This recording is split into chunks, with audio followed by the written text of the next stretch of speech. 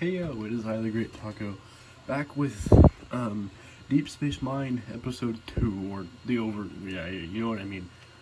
So something to note with this episode, you are going to be hearing some background noise. I am 3D printing something for a future video, so bear with it. This is probably the only time I do that. I didn't want to wait another hour for it to finish. So this video is going to be on the vehicles for Deep Space Mine. Kind of what each one's for, the features of each one, and stuff like that. So without further ado, let's go on to it. So I'm going to go from smallest to largest, since the larger they are, the longer it'll take, technically speaking. So the first build is this ATV. The way I actually do it is really interesting. It's actually angled, so this is it fully upright, so it has like a little bit of a lean. I just want to make it look a little more agile. And this is the only studs on this actually are the lights on the front and the exhaust on the back, because the driver doesn't attach to any studs. And I just wanted to do that because, or mainly because of ease of attaching him, but also so that it would be easy to pose him if I needed to. So this is a soldier, or guard, so he gets his gun storage on the back.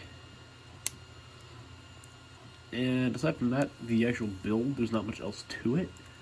But for its lore purpose, it, they use it for scouting ahead in caves that they haven't charted yet. So if they go ahead, scan everything, or I don't know, they just kind of make sure that it's safe for them to go in and mine. So, yeah, that's why they have a guard there instead of a miner. So, that's about that for that one. And on to the second vehicle. This is the transport truck. This is actually one of my favorite ones. I like this one a lot. The build is a little odd, and it's mainly at the front here. The front is very weird. It's a little bit. I should probably change this here. It looks a little off, but I like it. It's not bad, to me at least. I built the mud guards, or vendors, whatever you want to call them, using Exoforce arms with this little, actually, I think I have an extra right here. I do not. I'm just going to take it off then. So it's this little piece right here. I don't know what it's really called. It's like a 1x1 tile with a peg on it. That's really the only thing I can think to call it. It's a useful piece. I've used it before. I've actually used it in other places on this mock as well. So, yeah, just kind of gave some extra detail. Well, something I didn't mention, I should have mentioned this in the ATV, but the color scheme of this, like the primary color is orange, then you have accents of neon yellow, which is a new color, for me at least. These are the first pieces of them that I had. Then white, and obviously gray as a neutral color, because basically everything has gray.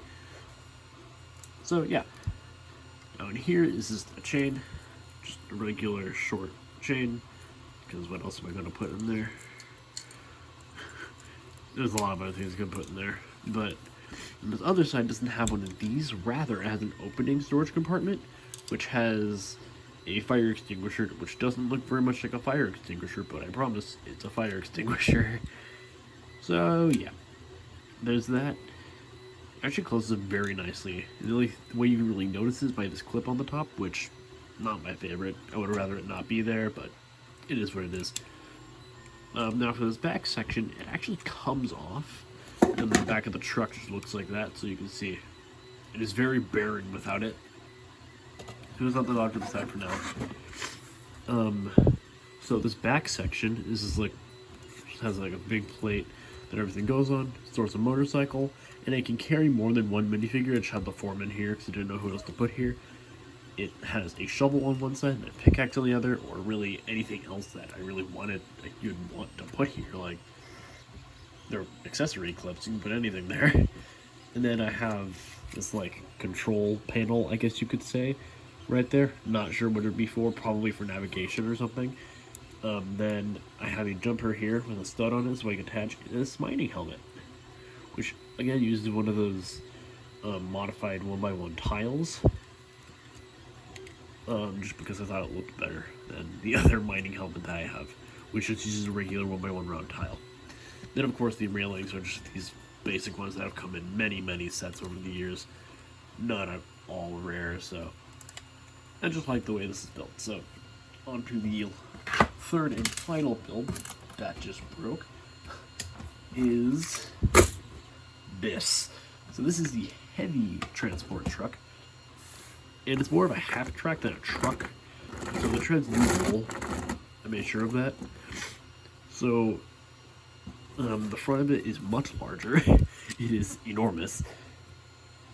Like, actually, let's take a minifigure and put it next to it. This minifigure does not come from Deep Space Mine, but just look at the size of this thing. It's huge compared to a minifigure.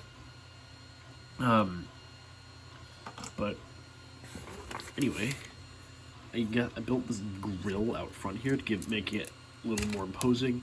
Then of course there's the city tile because I didn't know what else to put here. I wanted detail. Then there's these striped pieces up here, which are actually also on this one here. I don't remember which one of these I applied because I had two of this set, and the set that came with these sticker tiles, not both of them were originally mine. One of them was, but not both. The other one wasn't. So, oh, it just occurred to me, I forgot to show the interior of the other truck. Not much in there. I feel obligated to show it. Anyway, on this one as well, there is an interior. The back kind of unit comes off, and there's a lot more space. You can see some details. Let's not dump that out. But yeah, pretty basic drivers, or pretty basic cab. And also the doors on this one can open. On the last one they can't because there's something blocking them. And aside from that, there's not much. But there is one more feature, and that's another modular feature. So, again, the back of this just has a bunch of these orange tiles. I think these came from a pick-a-brick wall years and years ago. So, this is using a lot of those neon yellow pieces that I was mentioning earlier in the video that I got. And it is very garish on its own. I would not subject anyone to this. But inside you have the red crystals and this kind of, I used a bunch of these little 1x1 round tiles in not spring green, light aqua to kind of get it to look like a moss of sorts. And then of course there's another rock, and you can see inside there a little better. Inside the rock there's a bunch of studs and one more crystal.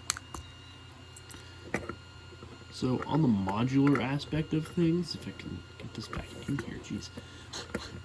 This doesn't like to go back into the... Fine. Take it out and I can't get it back in. No! I'm fine. I set it up right. So on the modular aspect of things, you'll notice these are basically the same size. This one's one stud longer.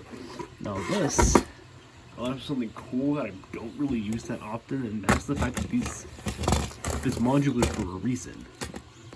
They can swap. So obviously one looks better than the other, but it's an option I have, and I wanted to have that option. So yeah, I'm actually very proud of this feature. It's not even a difficult one to implement. It's just really fun to implement, just as a part of the build. So, as a whole, the neon green one is meant for the big truck, and the other one is meant for the small truck.